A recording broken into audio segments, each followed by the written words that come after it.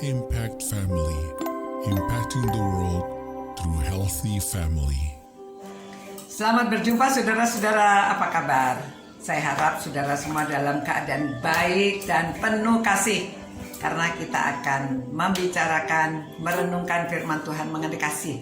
Kasih itu tidak cemburu, ya saudara. Cemburu itu apa? Cemburu itu merasa dirinya diperlakukan kurang daripada orang lain. Atau cemburu itu ya jealous ya, karena kok orang lain bisa mendapatkan lebih banyak dari saya, atau kok orang lain bisa lebih baik dari saya. Karena dirinya kurang secure ya, kurang merasa aman, kurang merasa puas ya, sehingga dia merasa orang lain lebih baik dan dia jealous. Bisa cemburu itu bisa ada yang negatif, ada yang positif ya. Hari ini kita bicarakan yang negatif.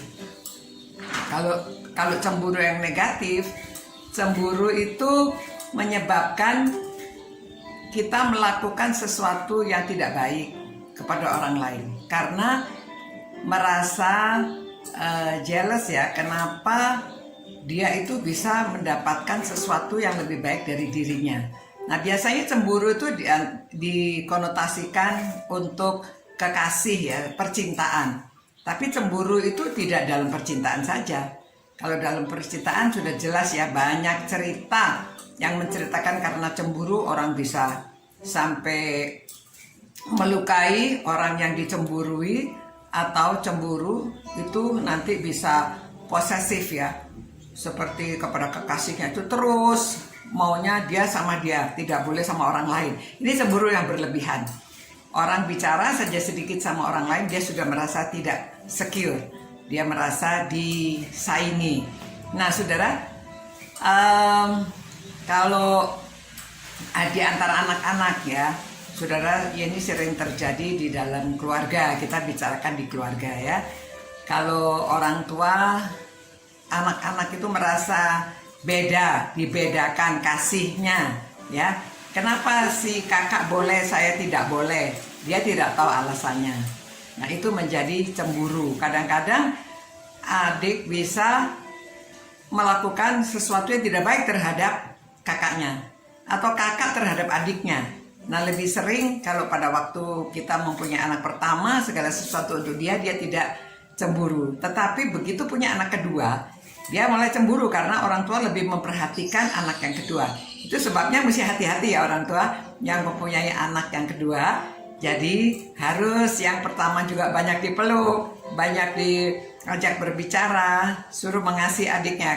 Karena kalau dia cemburu itu tiba-tiba adiknya, ada saudara yang anak ya, tiba-tiba adiknya tuh ditarik dari tempat tidurnya. Aduh ya, menakutkan sekali.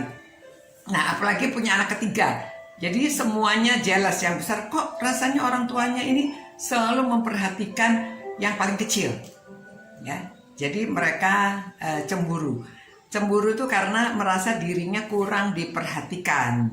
Begitu juga suami istri ya. Kadang-kadang kalau suaminya itu bisa tidur pulas, dianya nggak bisa tidur, istrinya dia cemburu ya. Kok dia bisa tidur pulas, aku nggak bisa tidur. Atau ya banyak hal ya, sepertinya suaminya keluar bekerja, dia di rumah melakukan pekerjaan, sibuk, capek, lalu nanti waktu suaminya pulang dia maunya, oh kamu yang ini ya, karena saya seharian sudah capek. Dia tidak tahu apa yang dikerjakan suaminya. Oke, nah saudara-saudara, itu cemburu yang negatif ya. Tapi cemburu itu bisa ada yang positif ya, karena memicu dia untuk melakukan yang lebih baik. Begitu. Nah saudara-saudara, kasih itu tidak cemburu harusnya. Jadi itu sebabnya kita berdoa supaya kita memiliki hati yang kasih ya. Namun ini bisa terjadi kepada siapa saja, kepada anak-anak, kepada orang tua, pada laki, pada perempuan. Cemburu itu bisa terjadi. Itu sebabnya kita berdoa minta Tuhan memberikan kita yang kasih ya. Nanti besok kita bicarakan bagaimana mengatasi cemburu, lalu bagaimana cemburu yang positif ya, menjadikan kita lebih baik. Mari kita berdoa dan minta Tuhan memberi kita hati yang kasih. Tuhan, berilah kami hati yang kasih. Ya Roh Kudus, bekerjalah di dalam hati kami supaya kami itu memiliki kasih sehingga kami tidak mudah cemburu.